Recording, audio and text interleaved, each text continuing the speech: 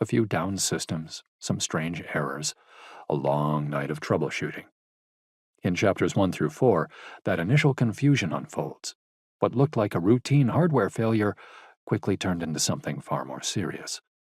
These chapters capture the tension of those early hours, caffeine-fueled troubleshooting, broken assumptions, and the slow realization that this wasn't just downtime. It was an attack. Chapters 5 through 7 move into the thick of the incident. Ransom notes, encrypted files, negotiations. These chapters cover the shift from technical triage to full-scale crisis management. Legal, executive leadership, public relations, every part of the organization is pulled in. Trust is tested. Communication gets complicated. And all the while, the pressure keeps building as the attackers escalate. By Chapter 8, the team is moving from survival to recovery. The systems are stable, the damage is clearer, the cleanup begins. But the outside world keeps moving, and so do the threats. The Move It breach hits just as things start to settle.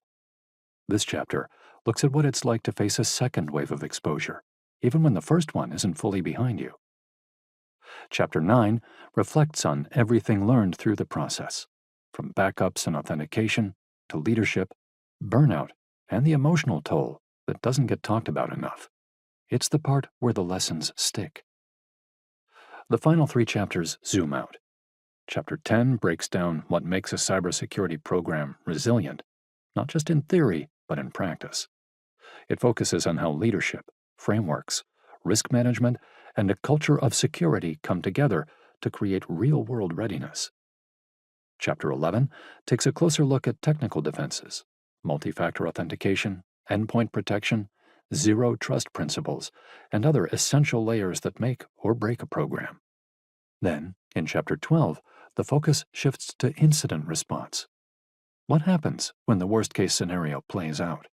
What steps matter most in those critical first hours and days? And how do teams recover in a way that builds strength rather than just restoring the status quo? This book shows what a ransomware attack looks like from the inside. What worked, what failed, what made a difference.